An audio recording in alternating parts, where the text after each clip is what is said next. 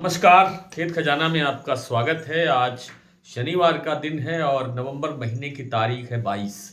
सरसों पर पिछले 3-4 दिन से जो दबाव बढ़ रहा है, वो दबाव आज भी जारी है, लेकिन बाजार थोड़ा बहुत शाम के समय यानी अब से कुछ देर पहले संभलता हुआ भी दिखाई दिया है। थोड़ा बहुत संभलता हुआ दिखाई दिया है, कोई ज़्यादा वो नहीं है सुधार।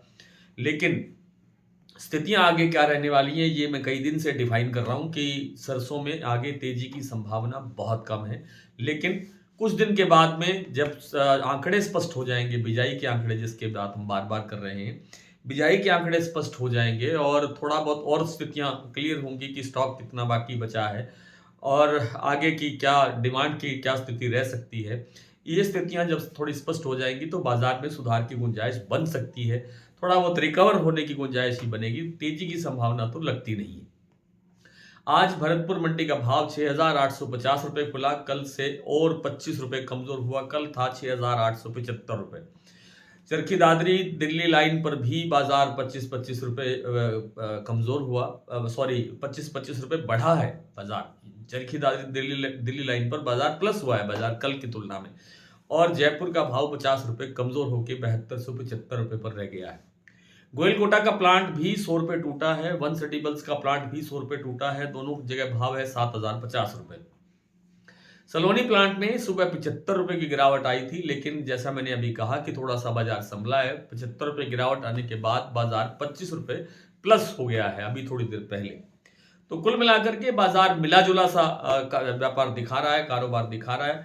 ना तो एक तरफ गिरावट बढ़ी है, ना ही एक तरफ तेजी आ रही है, क्योंकि हर तरह के काम हो रहे हैं। पॉजिटिव भी हो रहा है बाजार, नेगेटिव भी हो रहा है। तो लगता नहीं है कि बाजार में और गिरावट बढ़ेगी। ये गिरावट थम सकती है आने वाले सप्ताह के अंदर, और गिरावट थमने के बाद में थोड़ा बहुत रिकवरी की गुंजाइश बन सकती है। इससे ज्यादा की संभावना फिलहाल दिखाई नहीं देती है। जैसा मैं पिछले 2-3 दिन से आपसे लगातार ये बात कर रहा हूं कि सरसों की बिजाई को लेकर के अलग अलग तथ्य दिए जा रहे हैं, अलग अलग तरह की रिपोर्टें आ रही है कि भरपूर बिजाई हो रही है और पिछले साल से काफी ज्यादा बिजाई हो रही है। एक आधे कमेंट में भी, हमारे कमेंट में भी किसी ने लिखा है कि बिजाई भरपूर हो रही है, लेकिन अधिकतर लोग, जो दूसरे लोग लिख रहे हैं, वो लिख रहे हैं कि बिजाई कमजोर हो रही है, घट रही है। तो ऐसी स्थितियों में अभी स्पष्ट नहीं है, स्थिति स्पष्ट होने में थोड़ा समय लग सकता है। इसके बाद स्पष्ट होने के बाद ही आगे की तस्वीर साफ होगी कि क्या स्थितियां रहने वाली है। फिलहाल विदेशी तेलों में गिरावट बढ़ रही है और विदेशी तेलों का सपोर्ट न मिलने से सरसों तेल की डिमांड नहीं है। सरसों तेल में लगातार दबाव है। सरसों तेल के दबाव के कारण से जो प्लांट हैं, जो तेल बनाते हैं, उनके पास डिमांड नहीं है। उनके पास डिमांड न होने से सरसों की खरीद कमजोर होती है और सरसों की खरीद कमजोर होने से बाजार दबता है। तो ये स्थितियां फिलहाल बनी हुई है। आइए कुछ प्लांटों के, कुछ मंडियों के भाव आपसे साझा कर लेता हूं।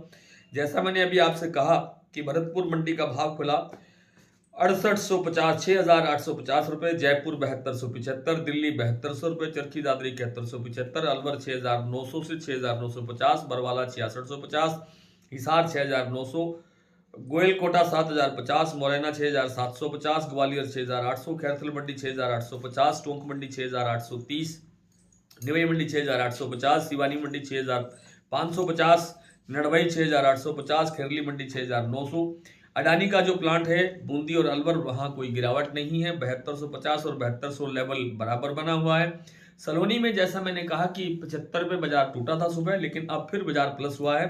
अब 25 रुपए बढ़ने के बाद में अब जो स्थितियां हैं, शमशाबाद, दिग्नेर, अलवर और कोटा में 7875 रुपए सुबह ये भाव था, 7850 रुपए।